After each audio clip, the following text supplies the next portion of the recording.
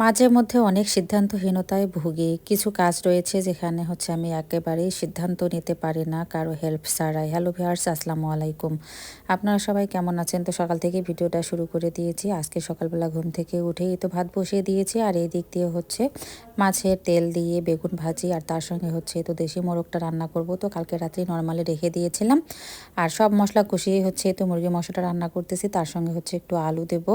তো গতকালকেরও কিছু সবজির তরকারি রয়ে গেছে, মাছ আর সবজি বেশি করে রান্না করেছিলাম, আর তার সঙ্গে সকালবেলার বেগুন ভাজি ভেবেছিলাম ওগুলো দিয়ে সকালবেলায় খাবো, আর তো মুরগির মাংস রান্না করে রেখে যাব।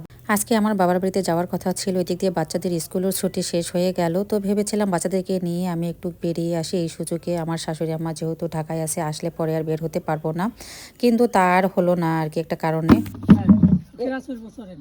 এটার উপর উঠে দেখবো। হ্যাঁ হ্যাঁ উঠে দেব। অনেক হার্ডি, ভাঙবে না তো?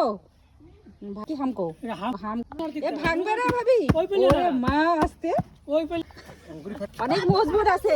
এ ভাবি নিয়ে আনবে না। ওরে বাবা পিঠা খাবো, বাবা পিঠা দেখি কেমন হয়েছে। আমি একটা সুবিধা আছে, হাড়ি পাতিলও নেওয়া যায় চাল দিয়ে। চালও দিছে, আবার সঙ্গে কিছু টাকাও দিছে। এটা ভাবিও না নিবাসে, টাকা তো নাই। মাঝে মাঝে জোর করে আসেন তো, বেশি হইবে। কোথাও না হলে আমাদের এখানে হয় বেশি, আমরা আসি না তো। তেল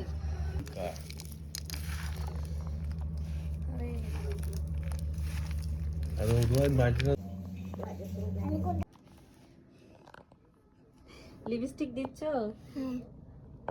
তো হঠাৎ করে আমার রাইস কুকারটাও নষ্ট হয়ে গিয়েছে, চলতেছিল না। আর এদিক দিয়ে ওর বাবা আজকে আমাদেরকে ট্রিট দিয়েছে, যেহেতু ওরা নানুর বাসায় যেতে পারেনি, তাই বলেছিল রাতে কালাভুনা খাওয়াবে। তো যাই হোক, শেষমেশ আর কি আমাদেরকে নিয়ে যাচ্ছিল।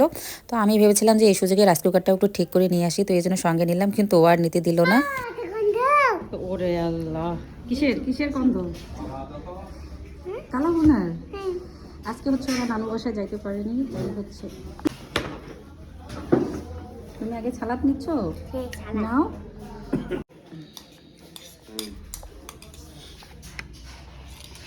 তোমার যেটা যেটা পছন্দ সেটা নিয়ে। বিসমিল্লাহির রহমানির রহিম। প্রথমে বাদাম ভর্তা দিয়ে শুরু করলাম।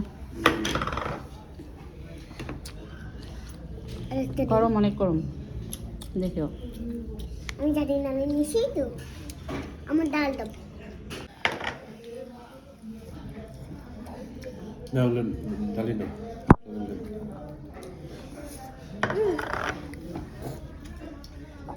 বাচ্চারা সহ আমরা অনেক মজা করে খেলাম, আলহামদুলিল্লাহ। আর ভিডিওটা এখানেই শেষ করলাম। সবাই ভালো থাকবেন, সুস্থ থাকবেন, আল্লাহ হাফেজ।